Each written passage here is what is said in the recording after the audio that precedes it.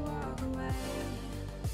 You're across the room from me, but it's an ocean wide, and the current's pulling us, dragging me.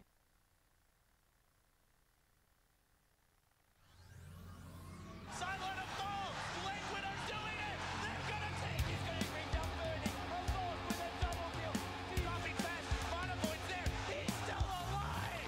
Wait, Oshek is right. He's got one sub. He's got a second. He's taking it out. Oh my god! On three! They're all dead!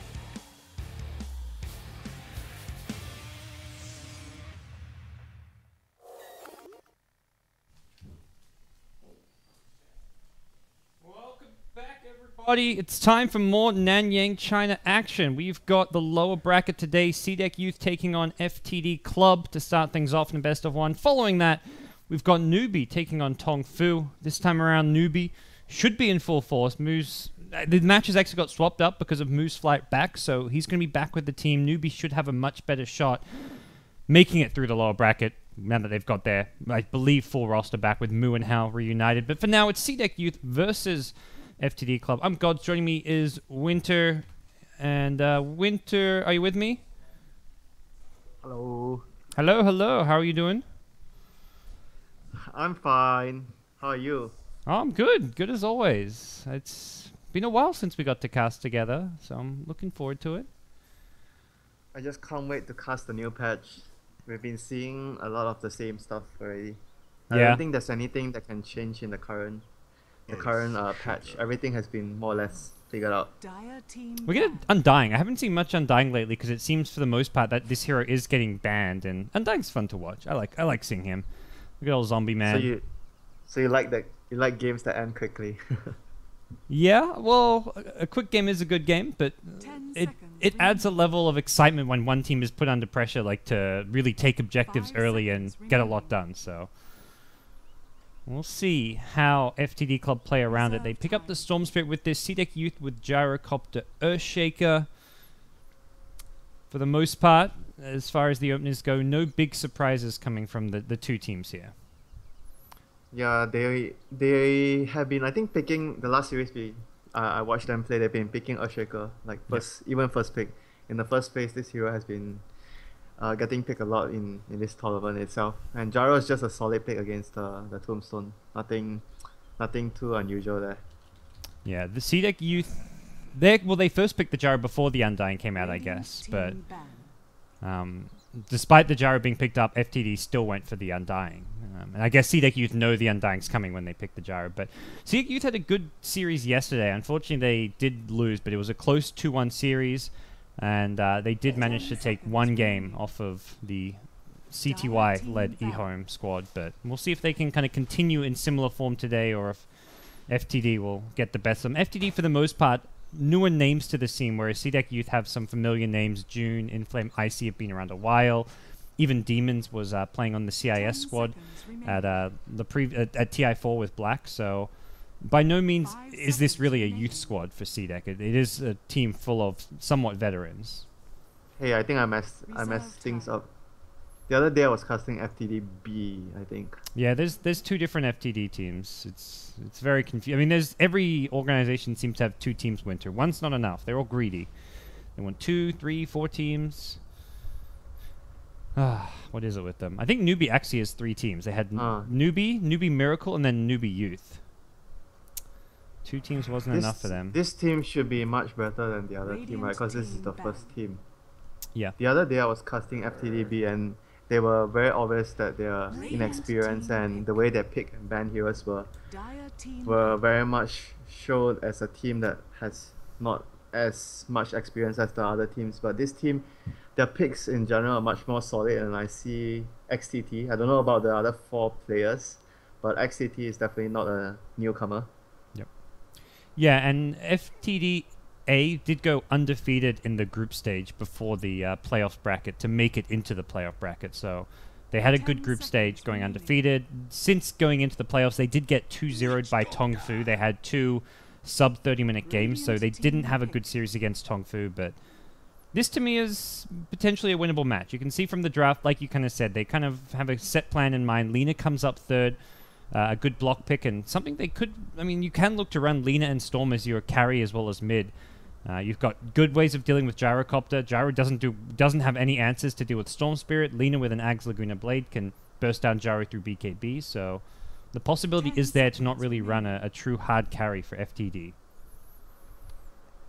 The Disco King. Oh, actually, the Disco King is banned. I was like, there's something missing still. You thought Leshak was ignored? Yeah. Not something possible. I'm counting the heroes. It's only. Is there anything missing? Everything is already picked, right? Lina, Lesh, Gyro, Undying. Yeah. Bounty Hunter and Tusk. Oh yeah, Naga. It's like one hero is missing. Okay. But like the Chinese teams don't really pick Naga that much as a support. That's right. So from here we'll see some some less 6.84 picks, I guess. I guess Witch Doctor kind of isn't in that group of top tier Witch picks. Doctor is always there though. Yeah. Regardless of He's the solid. patch, it's just a very solid support. Yeah. And you mentioned the Storm and Lina. You can play the Lina mid, Storm safe lane, or vice versa, but it also could be a support.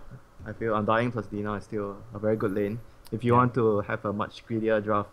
Because when you have Undying Lina is support, Undying position 3, you sort of have 4 cores in your lineup when you go towards the late game. Well, still somewhat uncertain. CM is just going to make this Undying even more scary with extra mana to play around with the Brilliance Aura. And Sidek Youth reply looking at Teamfight. Darkseer comes out, got great AoE synergy with the Darkseer, with the Vacuum into a cooldown, a Fissure. Lots of potential big AoE damage coming out from Sidek Youth. They banned TA.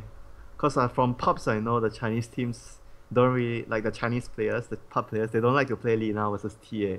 So this might actually mean that Lina is actually a mid. Yeah.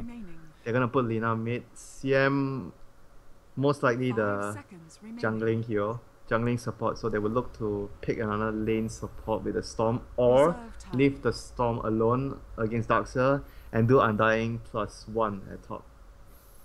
Okay, well, we'll see what's going to come Yeah, out. because they have a Shaker, right? They have a melee support, and the lane is like Witch Doctor plus Gyro. Ooh, there's a different pick. I mean, this is... LD and I were talking about Clinks yesterday. Like, we don't see enough Clinks. When are we going to get to see some more Clinks? This is a hero with a lot of potential, it feels like, in FTD. So the Lina is a support now. Yes, unless Undying is, but that doesn't seem likely, based on Clinks probably wanting to go safe lane. Invoker as well. Sidek Youth pull out an Inflame special. He used to play this a lot back in the old eHome days. He likes to play this hero. Yeah. That I know. Well, The Undying or Lina, both I feel could be position 3. Both of these heroes can fulfill the role of 3 or 4. It doesn't matter too much because both of them... I mean, if you give farm and levels to Undying, it's good. If you give farm and levels priority to Lina, it's also good. Depends on how you want to plan to run the lineup and what type of timings. I think maybe if you put Lina as a more farm priority role, it might be better because Lina will actually do more with more gold. And Undying just needs levels, don't really need too much gold. I mean, I guess even if Lina is a support, you're likely to get some good items because CM will be doing most of the warding and... Do you know who's on what role on this team? Because I've never watched this team. I haven't cast this team previously. Their series against Tongfu, I think, was on Basekip stream, so... CM is pretty sure to be the 5th role, but the 4th role is kind of uncertain. I see Undying picking up boots here. XTT normally plays support. Yeah, he's No, XTT's been team. playing support for them, so... It looks like it will be a support Lina coming out from FTD. Okay. So, we'll see. It's weird that the Undying actually gone for a boots first in this lane. He just wants to run away from the rocket barrage, I guess. Just make sure. Alright, everything's looking good. Audio in-game, hopefully, for all you guys out there in Dota TV, as well as on the Twitch livestream, but we'll see Sidek Youth look to switch up their lanes potentially. Gyrocopter is starting to head down towards bottom, and it looks like Darkseer may go to the safe lane. Bit of a slightly unusual mix-up coming from the Sidek side here. They're probably a little worried about the pressure, Undying plus Lina. It's a very strong lane that the Gyro might actually have a hard time because they have a melee support, right, Shaker. But I still feel that they can actually get a kill in the lane with the Witch Doctor, Shaker and Gyro. But they seem to want to maybe contest the Clink's farm at the early stages of the game. Alright, well. But looking to get down some early vision. They've got a long-range fissure into a rocket barrage. There is good kill potential here. Lina in the bust. Tango through. Oh. Aim. Catches XTT. There's a caster follow. No creeps around for a deny. Inflame even coming in for this one. First blood. Seeded Youth. Aim. Easy peasy. Gets the ward down. Blocks the pull camp. And Seeded Youth off to a good start. they didn't really expect so many heroes to be down here. They were just expecting a standard lane, like Darkseer off lane. That's why nowadays when you look at a lot of the teams that have been using the supports to get a TP down, so you actually find out the lanes much faster and you place a very deep ward on the lane. But this game we didn't see that from either of the teams, so as a result of not knowing what the lanes are, FTD actually gave up. Who got the first blood? Was it Gyro? Gyro. Yeah. That was the last person you want to give it to. Picks up a magic wand to start things off, so... Something else as well. Oh, another Ring of Protection. Yep. So we'll be going for the Bassi for the lane, and won't have a fast boots by any means, but they have the advantage in this offlane, it feels like. Well, depending where Witch Doctor goes, it looks like Witch Doctor just headed mid for now, probably to do the creep block. I don't imagine... Creep block. Yeah, I think he does creep block, and he... Because it's clear that they want to contest the farm of the Clinks early. Probably Shaker would be doing, like, the last series that I casted with LD on this team, they ran a lot of Shaker support, and the Shaker would be just moving around, and IC would be just running around the map.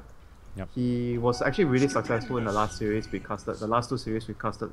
Every time he plays Shaker, he gets his team on a really good start at the early lanes and gets them a lot of kills. So we'll look to see what he does for them this game. They have an Invoker mid, so Invoker mid is in general very... If it's a Quaspex Invoker, has a lot of setup for the Shaker to come in and to get a gank on the middle lane.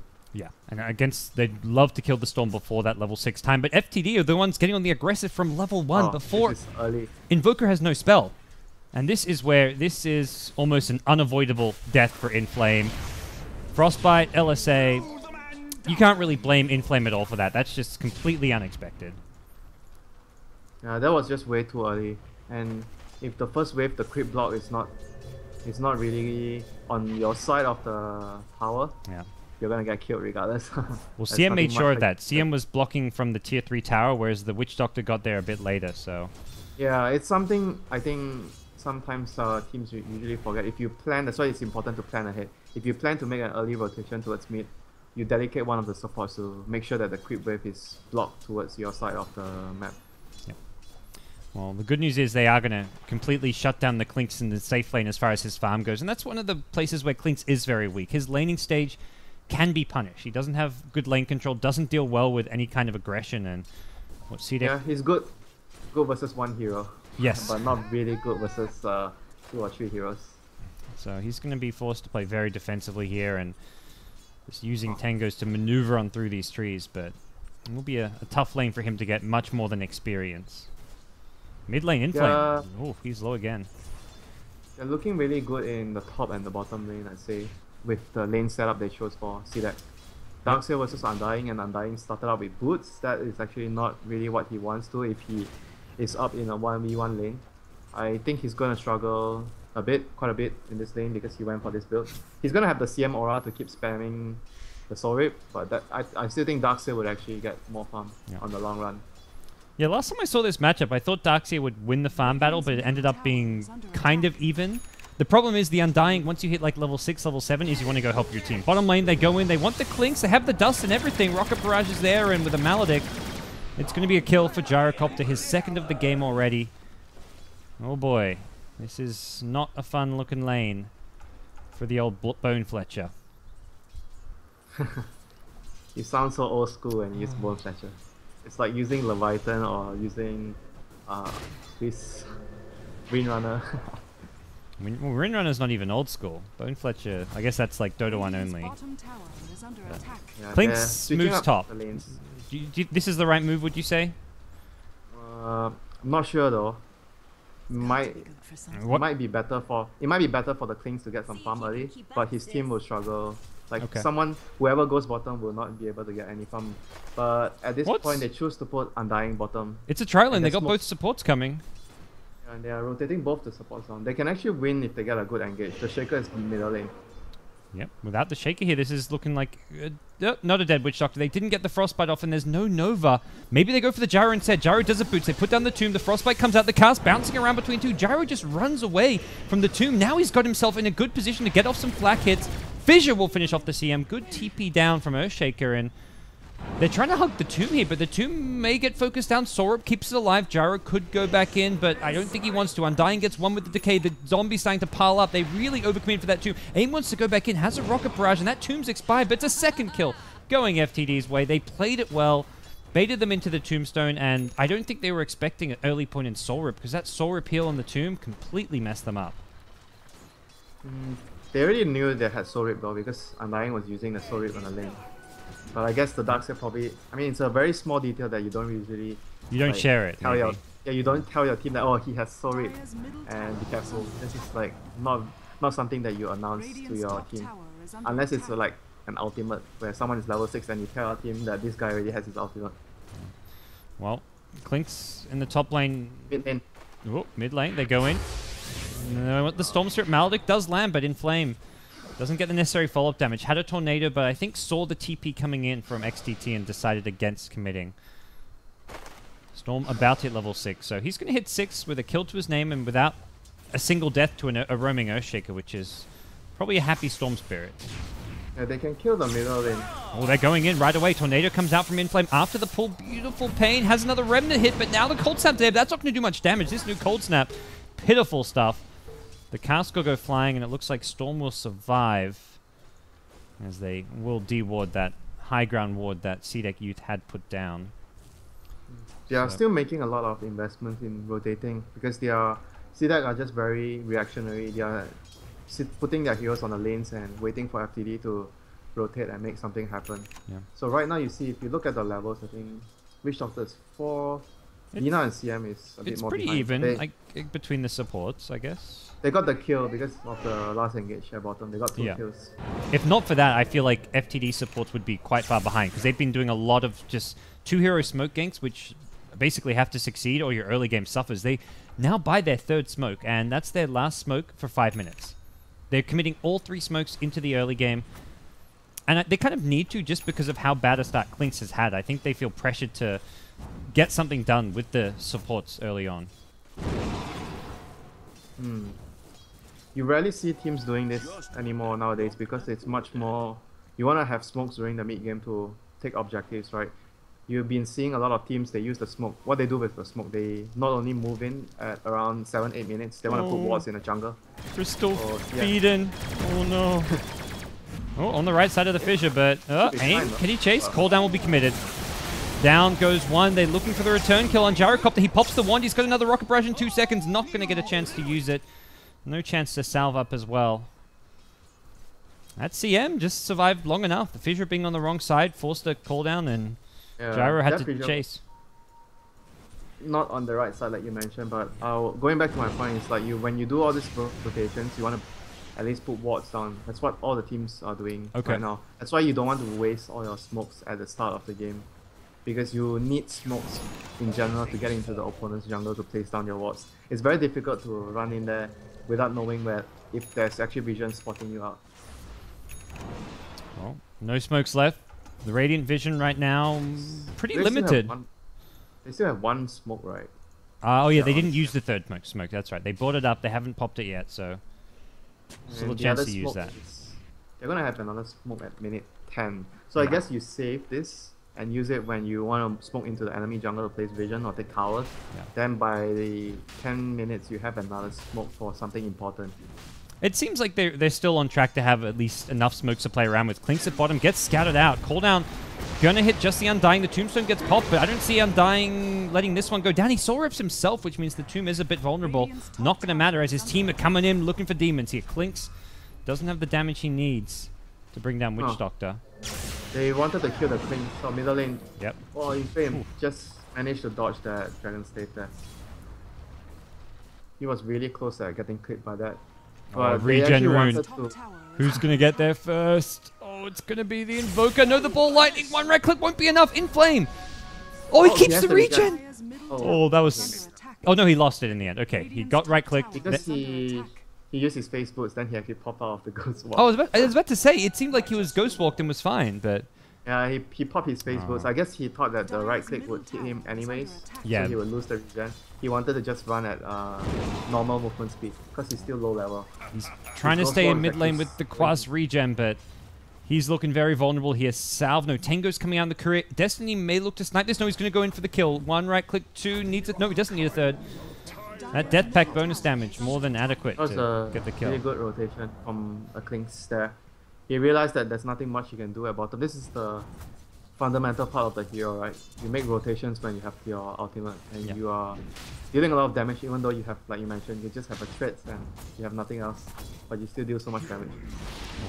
Storm gets a kill. That's top lane of the Darkseid, but it's bottom lane where they've gone in with a cooldown. Underneath the tier 1, Fu Sheng is a bit trapped here and frees himself using a tombstone, which also offers some protection. Doesn't look like much more will come from the C-Deck Youth aggression down there, as it's mid lane where they're going in, possibly looking for a Lina. Casco's flying, but not having it, as Invoker decides to just stay invis in Ghost Walk. Very early on, not really a time where you can get much out of a Ghost Walk gank. It's more likely we just see Inflame, go back for the Tornado now. So he's got the Tornado EMP. What do you expect to see from the Invoker this game? Like, what's kind of the overall game plan when you've got an Invoker on your team? Dire's top tower is under attack. The hero doesn't farm as much. That's why he has to. You know, this is a time when you're level 8, level 9. You're very strong as quad specs. You want to be able to set up kills for your team, like ganks. His spells are actually really good right now, like Tornado EMP and Cold Snap. So he needs to make use of this window where he's actually very strong, because he farms a lot slower than Storm, right? So you need to make use of your spells to get kills or get towers for your team. Otherwise, you would obviously fall behind compared to the Storm later into the game. Can FTD defend this? They've got Undying underneath the tower with Flesh Golem in 3 seconds. 4 points Tombstone. It's possible. Everyone has TP. They can actually take this fight. Yeah, but like you say, Invoker very strong at this time, as is Gyrocopter. This is a level 8 Gyrocopter you're going to have to deal with. They're going to lead things off. Great Tornado EMP catches out two. Both supports in trouble. They get off the Laguna Blade at least. Tombstone in a great position. C-Deck, though, they've taken 2 kills already. They're on the run. Have to be careful, looking for a way out. Storm TP's in, goes falling in. Invis as well. Just pops to try and keep himself alive. They haven't got anything other than an Earthshaker so far. FTD still chasing. Decay's being spammed out. June, slowed down by the zombies, does manage to get a surge off. Gyrocopter finishes one off on the left side. That's a Storm Spirit kill, and they're not done. They want Fu Sheng. They've got the Cold Snap on him. He's being pelted away at, and he needs another Decay. Won't get a chance to. Tornado gets him. 4 heroes dead on the FTD side. Only an Earthshaker lost. Gyrocopter Invoker just a bit too strong at this stage. Yeah, they landed their spells pretty well there. The Tornado setting up the call down. I think FTD just chased too far because they needed to fight. Their strongest point right now is the Tombstone, right? And they chased too far away from the Tombstone, and they couldn't utilize the fact that the Tombstone is really strong now because they were out of position. They'd already lost 2 heroes, so it's like if they stood by the tomb, they were not going to get any kills. And then either way, they lose the fight. It was like a 2 for 0, or they chased and then it turned into a bloody mess. They chased and they lost another 2 because the Storm, he was trying to kill the Gyro. I think he should have just ball lightning. Yeah. Well, he was invis. They had no detection for him as well. He could have just... He didn't realize he got dusted because they had a dust for Oh, they did dust him. Okay. I didn't see the dust. Yeah, they did dust him up as well. So I guess he didn't realize until the last moment, and he just died to Rocket Barrage. Well, we're not seeing it from the Clinkz yet as far as what he can do. He's 2-1, so score-wise it's not too bad, but it's not been a dominant Clinkz by any means, just because of the way C-Deck Youth have played this early game, and it's going to be a hard game for him to get back into. Oh, they're looking for this one. They go in. Flesh Golem leading the way. Great fissure to disengage. They've got the Observer Ward in the side as well. They smoked and everything for that. They were really hoping to make something happen. And it leads to FTD hugging their tier 1 tower. They plop down a ward to somewhat protect this, but this is going to be a tough defense. It's better to ditch this because they have the Storm and Clinkz set up in the other 2 lanes. It's better to take a straight off, just getting the other 2 lanes of farm. Well, they get a tier 1 mid. Yeah, the opponent has already brought 5 heroes down here. I think it's better to... You have Storm and Clinkz anyway. You're not actually pressured to, I feel... Even though you have the Undying, but you have Storm and Clinkz, so you're not actually pressured to 5-man too much. Well, Gyro gonna say enough is enough. After 5-manning a bit with his team, he's back to farming here in the top lane. Top of the net worth chart. And he's already got Treads, Drums, Aquila, and a healthy amount of gold on top of that, so... Look at this Witch Doctor rotation. He's actually expecting, because he saw the Clinks at middle and the Storm at top, he's actually expecting both of them to group up at top to try and kill the Gyro. So this is a very good move from Demons. They're expecting and knowing the map movements of the Clinks here. Yeah. Well, Gyro puts himself in a very vulnerable position when he TPs to this top lane, because he's TPing up there to farm, and no one on his team is typically nearby. They might go on him now. Oh, so have they seen the Witch Doctor? Doesn't look like it. Oh, I don't think they actually saw. I don't think they saw the Witch Doctor, and they're just a bit uncertain of the position of the Shaker, especially because they didn't see the Shaker on the map as well. So the Shaker could be standing behind the Gyro to turn the fight around. So and I'm sure they see how tanky Gyro is. He was sitting on 1300 HP with strength treads. With Agi, it's a bit less, but yeah, that's why players have been prioritizing getting treads over the face boots recently. It's I think it's much better against bottom lane. They've gone in. Lina in trouble. Fissure nicely blocks XTT. Pops the wand. Will not hit the stun though. In Flame. Blocked. He needs the phase boots. Gets him back up. Looking to chase down the Lina. Cooldown comes through. Catches the Undying. In Flame. Not done yet. He may lose this battle. There's no mana for a Laguna Blade luckily. Elsewhere. Clinks gets one kill on the Earthshaker. Looks like In Flame gonna have to look for a way out against Fusheng, but with a Cold Snap Rocket Barrage, you betcha that's possible. Clinks from the backlines will finish him off though. Gyro not done, he's in trouble. Clinks is just shredding them apart. The Death Pact gonna wear off now, but the damage has been done. He's got 2 kills, about to be 3. Clinks with a triple kill. 15 minutes in, Storm rocks up to the party, says, what's going on down here? Oh, okay, thanks Clinks. I'll hope I'm this creep wave now, and FTD back in this game. They just didn't have the numbers there. They only had 3 heroes, whereas FTD had more heroes there. The Darkseer TP'd to middle, and Demons also TP'd to top. Previously, we were talking about the Witch Doctor anticipating the King's movement. Unfortunately, they took a fight at bottom where 2 of their members couldn't actually come to the fight, and Darkseer had the mech, so he was a really crucial hero to come to the fight. Clinks gets a tower off of that and will start working towards the Desolator. And importantly, he gets a lot of experience out of that. So now up to level 2 Death Pact. Just means you get that 100% uptime for Death Pact if you want it. The ulti gets... Undying, right off that fight, has gotten himself a mech as well. So that actually even things up. The thing is, when you get a mech, right? Because the last fight, Darkseer had a mech and FTD didn't have a mech. But because they didn't use the mech in the fight. And now, you have even terms on both teams having the mech. That's why every time you see teams, when they actually get a mech, or they get a BKB, you will actually have the mindset that you want to take a fight as soon as possible with the new purchase of the item, the team item that you actually got. Well, that's why in this game they didn't really use it, and now it's on even grounds once more. Both teams having a mech. Destiny pokes his nose into Roshan, isn't going to go for it. Has got a medallion, but not easy to roast before the Desolator. Top lane, Storm's gotten 1 kill. It's Gyrocopter diving deep under a tier 1 tower, way too deep.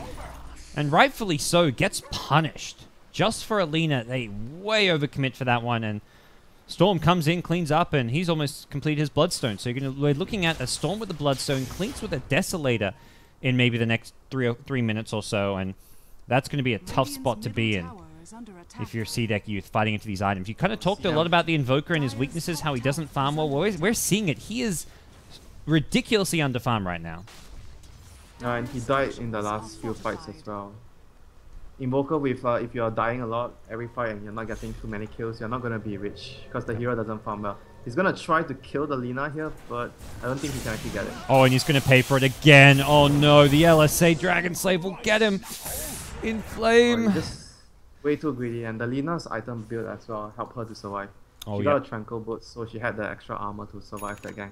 Extra armor, extra HP from the urn as well. Even upgrading the stick, so very tanky Lina. Yeah, in general you go Tranquils a lot as a support. Only a support Lina you do it. If you're a core Lina, you go Arcane Boots or Threads, or you just keep it at Brown Boots so you can actually get a boost of travel later on. Well, that... I'm personally a fan of Arcane Boots because I like to get Bloodstone after. On support Lina? No, I mean on the core Lina. Oh, core Lina. Okay, yeah. No, Support Lina, sometimes you get Arcane Boots depending on lineup. If your team actually needs, like, maybe you have a hero. I think a good example would be if you have a strength hero that needs a lot of mana constantly, then you on the support, you have to get Arcane Boots, even though you don't want to have arcane boots. You are against an Invoker too. You often see teams get a lot more arcane yeah, boots yeah. against That's Quaswex Invoker.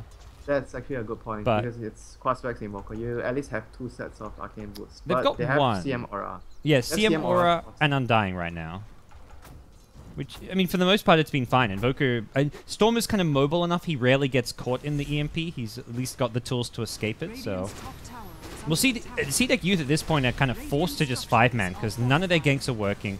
The map's been open Yeah. wide up, and Clinks is actually going to poke his nose into Roshan. Will be scouted by a Hellbear in here, which is maybe a bit annoying for him. He can look to Death Pact it, but he's got to wait This is 20 seconds. More damage.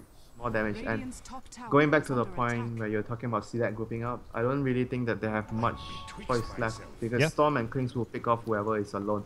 They don't have heroes that can actually push out lanes confidently like a Storm. Invoker right now is also pretty scary for him to push alone if the opponent has Radiant's a dust top on the tower Storm is or the under Klings. attack. And he really wants to group up so that they don't really give away any free kills. Well, the Invoker's only way he's going to farm an Orchid is by like getting a Roshan Kills. or getting getting kills. He can't actually farm lanes. Could potentially farm the jungle passively, but I just don't see that working. They will go They for the know what's road. going on. They know what's up. They Ooh. have There's an nearby. Undying. Bottom tower is under attack. This has to happen quickly, and I don't think it's happening quick enough. He can drop Tombstone, down the Tombstone. there's smoke If for he this. can drop down the Tombstone, they're gonna win the fight. They got to get in there fast. Flesh Golems used. There's the Tombstone. They need vision inside the pit. No Golems have spawned yet. Gyro's looking to finish off the Roshan. Storm, meanwhile, will bring down the Witch Doctor. Gyro may get the Aegis, but his team's losing the fight. Clinks from the high ground, gets a double kill. Gyro's going to come in with the Aegis now, but it looks like he's just going full retreat. They can't fight underneath the tomb. Undying still there. Pops to dust and actually gets vision of the Invoker here. Would love maybe a Storm Ball in, although Storm a bit low in mana. Clinks as well, not in a position to get any more. So CDEC Youth, That was They get out. Acceptable. Yeah. That was acceptable. that looked like it could be a disaster for them and just game over if they got punished there. But Gyro at least managed to finish off Roshan. They just need to tank the 3 supports, the Darkseer, the Shaker, and the Witch Doctor. It just bought enough time for the Invoker and the Gyro to actually finish the rush and get out. And they actually paid with minimal casualties, I want to say. Yep. Shaker and Witch Doctor are the heroes that you don't mind giving up for an Aegis on the Gyro at this point of the game. And they even got a CM in return. So all in all, they got 1 kill, they got the Roshan, they got the Aegis, and they only gave up 2 supports. Some much needed cash being split between them as well. Inflame gets inches closer to the Orchid Malevolence, which is going to be essential for dealing with a Storm. But this Storm is already building a counter item. He's got BKB coming up after the Bloodstone. Very defensive in nature, this build, but it just feels it's necessary because of the Invoker, because of just all the AoE nuke damage that's flying around on the CDEC Youth side. Yeah, I think it's a really good pickup this game, but some players will actually go for... I still think some players will actually go for Orchids Yeah. right now, because you can actually put a lot more pressure on the opponent team. Right now, if you have Bloodstone and BKB, you are not a big threat to, let's say, the Invoker who can go swap out because you don't have an Orchid to silence him, right? Yeah. So he can actually still push out the lanes and not be so scared of you. I But guess he it's, sees that CDEC aren't... that no one's really solo farming. They're always grouping up, and that's where the BKB allows him to fight, whereas an Yeah. Orchid's not as good against, like, the 5-man push. Yeah, I think that's probably the main reason why he actually got it. Yeah. But I could still see him getting away if he gets Orchid, then only BKB later, because he still farms much quicker than that, and he still push a lot faster. So I don't think at the end of the day it's something like too important. Oh no, Oh. he's gonna get hurt by the tornado. No mana He's yet. He dead. may be forced to suicide, He's and dead. can he ball over? No chance. Yep, he just suicides, even at full HP. That was just way too greedy from him. Yeah. To use so much mana to clear out Yeah. that wave. He used 80% of his mana to push with an Inflame easy TP Tornado. Knew exactly. Yeah, he was Even just Dire's too greedy. structures Yeah. are fortified. does open up some space for Clinks to take what looks to be the top tier 1 tower. No retaliation coming from CDEC, although will be a retaliation, just not a direct one. It's going to come in the mid lane as this tier 1 tower likely to go down. Possibly Liam misses the vacuum. Oh, June. There's a level 4 vacuum and everything. The tier 1 now gets glyphed, and this may actually be defended. They're bringing heroes in quickly. XTT in position, and Clinks looking for a backstab. Yeah, he was just a little too greedy there. He tried to, usually you want to vacuum. If you want to vacuum a target easily, you put it in the middle because he wanted to catch the target at the edge so you can pull him the furthest distance. That's why he actually missed that vacuum. He wanted to do it like, he wanted to do too much out of it. Yeah. Well, FTD right now keeping the dream alive. This is the best of one, so loser will be eliminated from these Chinese qualifiers in the Nanyang Championship. Loser won't get to see you in Singapore. No, they won't get to see your Macho Man look as well in Singapore, Winter. Why? Is there a Macho Man contest in Singapore? There is if you want there to be one. No thanks. No. Only in the Philippines. All right. That's how they do it in the Philippines, apparently. Well, Destiny looking to work on a BKB himself. So FTD are just kind of going the safe route, going for BKBs on both their carries. They've already completed. This is the issue with Invoker right now. When he gets into a bad game like this, and he's gonna get Orchid at the second both the opponent carries have their BKBs. Yeah. It's not feeling like we're seeing much of an impact come out from him. He's got it now, so a little bit before Klinks does, but the Orchid isn't really for the Klinks anyways. They are pinging out the Klinks like they want to go gank him, which may well be the case here. But They need to wait for the cooldown. Yes. His spells are still on cooldown. Invoker alone cannot bring Klinks down. He needs backup of some kind, which is coming pretty quickly. A smoke gank from C-Deck. He's dead. He's dead. Unless he win walks now. He does. Walks right into him. Gets dusted. Okay. We'll be going down here. 5-man gank for the poor Bloon Fletcher. Oh, that was a big kill to get. Even though it's 5-man, but he gave up a lot of gold and he stood a gyro. Yeah. It was a smoke as well, but Aegis now expires and FTD will be kind of limited in their options here now that they don't have the Aegis. They have to be a little bit careful, and for FTD I feel like it's very easy. When you see them 5-manning, you just split push the other lane. Storm will look to continue farming up his BKB. He's just about got it, and across the map it feels like FTD are just getting more farm even when they lose a kill like that. Yeah. They even realized that how the game is going to pan out in the next few minutes, so they need a gem to actually remove all the vision, so you actually dissuade FTD from speed pushing so much. So they actually put the gem on the Evoker. I think this is the most ideal target right now because he's running around the map. He's trying to set up kills, so he's the person that needs the gem the most, I want to say. Yep. Well, we'll see if they can get that map control going and probably look to even secure a possible next Roshan with that in mind once they can deward the map. And then it's definitely looking too far ahead to say, okay, they're going to look to just 5-man push, go for a high ground siege with like a next Aegis, but it really feels like C-Deck Youth cannot drag this game to the late game against the Radiant Draft. Yeah, because they have an Invoker, you know, that's why you don't see the hero too much. He's a hero that is not forgiving, you know. When you don't get a good start, he just struggles, you know, especially a Quaspex Invoker. Maybe you can make an argument if it's an Exalt Invoker, you can farm much faster, but a Quaspex Invoker with this sort of start, you're going to be under a lot of pressure to get stuff done, you know, set up kills, get objectives with your spells, and like what he's doing right now, he knows that he needs to help his team secure map objectives or control the map better. Yeah. Oh, they're going to get a lot of vision here, and there's no detection coming out. June's going to hit a 2-hero vacuum. The Fisher to follow. The wall doesn't actually hit both of them, only catches the lean in the end. Glimmer Cape going to help keep Fusheng alive. Meanwhile, Storm's taking out the Witch Doctor. Great Echo Slam coming into play, but it's a deadie, yes. Only the Undying, the casualty. A beautiful pain balls to the high ground. There's still... Uh-oh, June on top of him. He may have to suicide. It's not up. The Tornado will clip him. He's got another ball lightning. Nope, won't get a chance to use Invoker. Brings down Storm and C-Deck. I mean, it's that 2-hero support duo going down. They'll be more than happy to take that trade. Just great use of the Invis that rune there. June scouted everything out, and they just got a great initiation because of it. Yeah, and the Tombstone was actually dealt with very well from the gyro, and because they came in from the side. So the Undying didn't expect them to come in from the right-hand side, so his Tombstone was just easy picking for them. Flame finds another one. XTT tried to get fancy there and try and go for a kill, but he couldn't Dragon Slave during the cold snap. Flame understanding how the Invoker can shut down some of these spellcasters and finds himself another kill. So suddenly, Inflame picks up Orchid 2 minutes ago, and he's got 2.5k gold. He's caught right back up, at least to some other heroes in the game. For a long while, he was like number 6, number 7 on net worth, so up to 2.6k. And he picks up a 4-star, so goes for a mobility item and just something kind of cheap and cost-effective for now.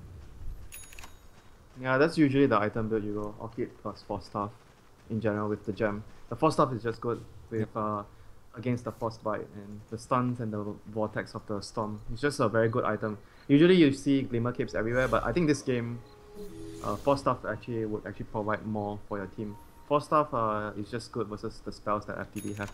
Yeah. So it's just a good pickup for them. And Gyro, what does he have? He's building into a butterfly. He has a talisman and an eagle song at home. Oh, he's already got the Eagle Song, so he's pretty much completed the Butterfly. Gyro has been consistently the top farmer this game. Hasn't let up. Part of that due to these ancient stacks, but here we go. FTD coming in, looking to make a play. Fissure, though, counter-initiates, and aim is ready to go. Just holds onto the BKB for now. Will pop it eventually. The Death Ward from the high ground to the low ground gets cancelled by the Storm Spirit. He balls in with BKB, brings down the Witch Doctor. The Tombstone being focused by Gyro. He easily brings it down, but that's most of his BKB duration. He wants to keep on chasing. Drums not available. He's going to Rocket Barrage up to the high ground. Invoker helping out from the rear, but it's not enough to kill off the Undying quite yet. The Glimmer Cape will help keep him alive. TP out from CM. Successful. And Fu Shang gets sniped by the Tornado. Will go down. They had to work hard just to get one kill out of that. And for the Radiant side, it was pretty easy for Storm to get the one kill on the Witch Doctor, but a 1-for-1 trade in the end. Pretty much a BKB charge exchange for a BKB charge. That's how I look at that. Yeah, that's why I feel the Storm getting a BKB right now is not even... Like, he's not a threat, right? Even if he has BKB, he cannot kill stuff. Yeah. So all he can kill is a Witch Doctor. That's it. He threads a Witch Doctor. Yeah, that's why it's actually much better if he gets the Orchid first, then he can farm faster, and then he becomes a bigger threat after that. So right now, I feel they have to stop trying to take fights though. They need to maybe split push for more and farm more items, especially on the Storm. The Storm needs an item that can actually threaten the opponent, like an aggressive item, since he has Bloodstone plus BKB. Bloodstone is a farming item, BKB is a defensive item. Oh, they're going to run into a Crystal Maiden here, and they'll take the free kill. They catch out the Clinks with the vacuum and the cast. Oh, a bit of fortune going their way in. Flame in some trouble. He gets the Force Staff away, and that's where that Force Staff comes into play. Destiny will escape, but had to use a BKB to TP. That's his 10-second BKB down, so a nice little rotation from CDEC. They do have another smoke available in 35 seconds, so in a good position to take control of this game from here. Looks like they are going to go down that mid lane with Aegis in hand on the Gyrocopter. They feel confident they can at least start taking some of these outer towers. Regenerate, so the Storm can actually go do some red stuff right now. I think he can actually, once he sees 5 heroes in middle, he can actually go behind to cut the creep wave. Since he has BKB, he's not afraid of the Orchid. Keep an eye on this Invoker. Did get vision of Lina, but decides not to go in quite yet. June. Thought about going for the vacuum, although last time for him it didn't end too well, so I guess thinks twice. And like you kind of mentioned, split push can be the name of the game. Clinks down bottom, Storm Spirit nearby as well. And it looks like CDEC are going to look to defend this tier 2 tower. They TP first to the tier 3 tower with Invoker, and they'll look to cut them off on the retreat. But for now, Storm and Clinks not showing themselves on the map. Yeah, this is the right play. You have to send the Invoker to catch them out every time. Oh, Invoker's now... He's kind of baiting, but he's also very alone as he Ghost walks in. He's got Gem. He won't spot Destiny and will completely whiff on this rotation. FTD have managed to sneak themselves into a interesting little position here as Storm doesn't feel too safe. The warding from CDEC actually saw the CM running into the jungle here. They saw the Lina running past the river as well. So very good warding that spots all the movements from FTD. So they are going to feel really confident that pushing bottom, FTD are not going to defend that. So they're actually going to try and use their Aegis right now to take a fight. And they're going to leave the Invoker at bottom. So to make this less obvious that they're actually making a rotation towards the top side. And seeing the CM go in the jungle, they kind of know that CM was just headed up there to ward, so they may be able to de-ward that. They don't need to go, it's not worth their time to just head straight there themselves if they can take a tier 2, but it gives them that knowledge, especially if defending this top lane, that they're not going to get caught out by the vision behind the tower, which is now in place. I think this may be time for a smoke. Yep, they're looking to contest this, and this is where FTD think they're safe because they just put that ward down. They could get caught with their pants down, although Storm in a great position to reveal the smoke and then also get out. Smoke gets revealed, Observer Ward spots them. They do get caught by a vacuum wall. It looks like maybe just the Crystal Maiden will be a casualty here. You need that gem, the gem on the Invoker. Yep, CM. Oh, life of a Crystal Maiden. It's not fun sometimes. You're really not a Crystal Maiden fan. I like playing CM. It's a good hero, but sometimes when you got to die to save your team, it's just sad. Like that's where CM's just like, what can I do? I'm 0-7, I guess, or well, I'm 0-6. I guess I just gotta die one more time for the cause. Life of a support. Yep. It just seems like with CM it happens more than other supports. Lynx gets initiated on, looking to force out a BKB potentially. Yeah, they successful. June didn't even have mana. That was a really good play from Sidak there. Forcing a 9, was it a 9-second one? Yeah, 9-second BKB. They're just whittling away at some of these BKBs. Storm down to 8 seconds as well. But he's actually taking a tier 2 tower in the top lane. So it looks like a tier 2 tower trade. And we'll see if Sidak look to continue their push. They've got Aegis still in their hands. We don't quite know exactly how long remains, but... Oh, there's still a bug on the observer screen. Yes, there is still a bug. Well, Sidak poking away at that tier 3 tower, and right now there's no split push to worry about, so this is it. FTD have to defend this one. Their tournament life on the line here, and they haven't got the scariest of teamfights anymore. The Tombstone can be easily dealt with, and you've got heroes like CM who can also be brought down sub 800 HP. This CM is unlikely to be able to get off a good freezing field. Lina, though, like has managed to farm a lot. This is an Ags Yules Lina at this point. This was a support Lina. Doesn't feel like it anymore. Going in on Gyro. The Aegis expires. Oh, aim is going down. Will he? No, Laguna Blade needed. Where is it? XTT. Oh, that was a kill. He kind of got blocked by the fissure, I think. Yeah, he got blocked. Yeah. Damn, that was a kill for them. That was such a good timing for them to go in. They knew the exact Aegis timer.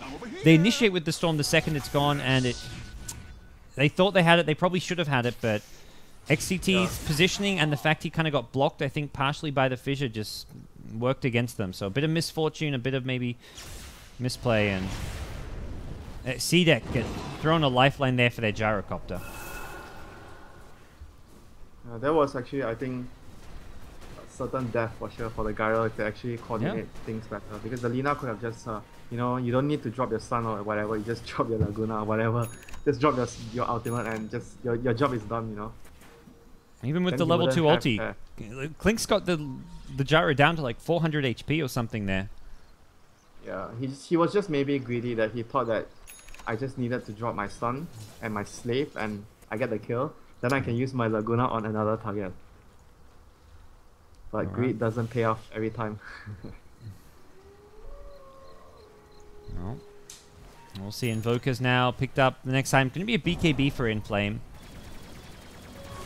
I doubt he's going to be a Laguna target with the gyrocopter in the front line, so this will protect him against the Storm for the most part, although it does seem very defensive in nature. The main other item I would have liked to see him maybe pick up is that Scythe of Vice. But I actually think another option that might be good. Oh, they're gonna go in. That's a big vacuum. Tornado to follow the Echo Slam from the backline's coming in. Earthshake, Icy wants it. He's only gonna get one, but it's a Lina. Laguna Blade was expended, and they did not kill off the gyrocopter. That's a satanic gyrocopter. He's nice and tanky now, and he's being healed up by Urn Charges, by Voodoo Restoration. Level 1 Voodoo Restoration, but it's still something. And now they're on the high ground. Lina buys back. Storm Spirit is dead. Did get the Bloodstone Suicide off, and they're going to pop a Tombstone at the backlines here, but should be brought down. That Soul Rip not healing it up all too much. They're going to ignore it for now. They've got the tower, and Sidak may be feeling a bit antsy about this one. They don't quite know when that Laguna's coming up, perhaps, and it is only 15 seconds away. Gyro can heal off the next creep wave, has got the Satanic available. It has to be very careful. That Laguna Blade coming up in 8 seconds. Needs a Satanic, but hasn't got a creep wave for 5. Laguna Blade coming up around the same time. They're going to hit the combo. Fissure, Vacuum, Tornado. There's your Satanic. Actually, no, he's just healed up and lifesteals his way back to victory. Gyrocopter gets a double kill, and with that, Lina is dead. It's a dieback.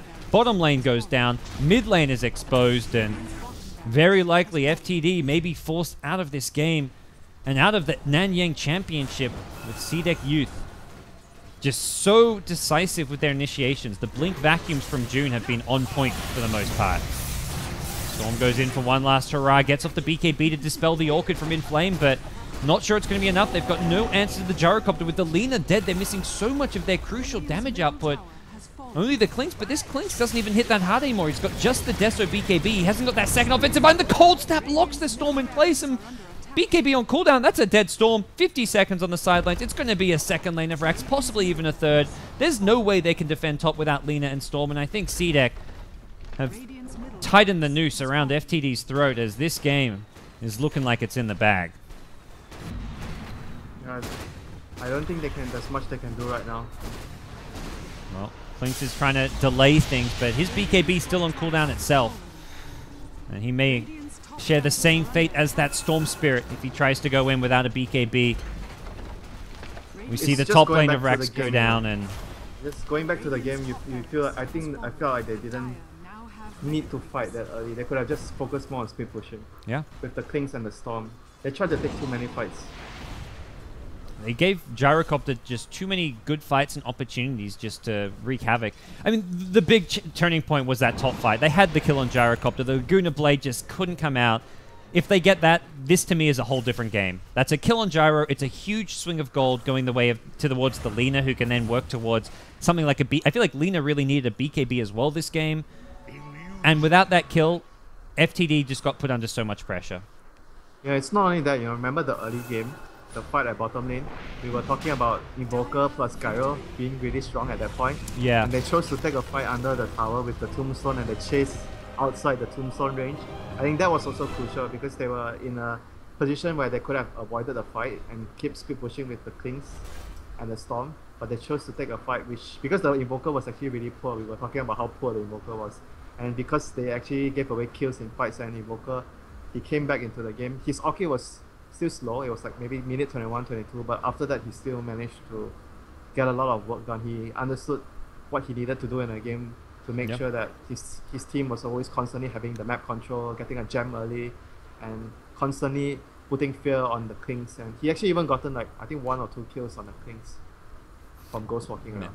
The teamfight execution from C-Deck Youth was just impressive this game as well. Like, they were synergizing, comboing their Vacuum with the Fissure, with the Tornado every single time. I think Earthshaker ends the game with no Blink Dagger. Actually had 5,000 gold, but it was like his Fissure that kind of blocked and saved the Gyrocopter top lane. He was always on point with counter-initiating with just good Fissure usage. It really felt like FTD just had no ways to easily get kills in fights. And the Storm build is the other thing. The BKB on Storm seemed to maybe be a bad idea in hindsight. Yeah, it's one of his best heroes, you know. They play Earthshaker support very well, this team. And the Storm BKB, it's not like a big mistake, but it's you know, it shows that they don't really understand the state of the game, you know, what they need to do. Even if you're talking about, okay, they are feeling they need the BKB to fight with the Tombstone, but I feel like fighting in the Tombstone at that point, every fight the Gyro just kills the Tombstone with Flat Cannon, and they're actually not strong enough, even with the BKB on the Storm, to actually take a fight. So I felt like the Orchid would have been a much better choice. I'm not saying that he doesn't need BKB this game, I'm just saying that he doesn't need it that early. He needs it maybe later when he's much stronger, instead of getting it too early, and it didn't really do much for them, you know. It's just an item that maybe saved him 1 death, but it didn't really repay them. If he had the Orchid, maybe he got like more speed push done because he had more mana regen, and he got 1 or 2 extra like pick-offs with the Orchid, then it would have actually bought them a lot of time before this Death Ball comes into play. Yeah. It just, once they got to that Death Ball status with Aegis, the Butterfly was kind of the changing item for the most part, and then he didn't really hit his timings because of the BKB. There were timings where he could fight, and he had a BKB, so he wasn't a big threat, but that does it. FTD, the dream is dead for both FTDs, both A and B. C-Deck Youth will advance to verse the winner of our next series. We've got Newbee versus Tongfu. You'll be happy to know, Winter, that Newbee, I believe, have their full roster for this game. Moo just got back. He was flying in today, which is why Newbee are playing the second game today. So it should be a stronger looking Newbee squad compared to last time you saw them. So we'll see how that series goes down. You guys are watching the Nanyang Championships. I'm Gods. Joining me is Winter. We're going to take a break. The next game is going to start in about 5 minutes' time, so we haven't got long. It's Newbee versus Tongfu. Stay tuned.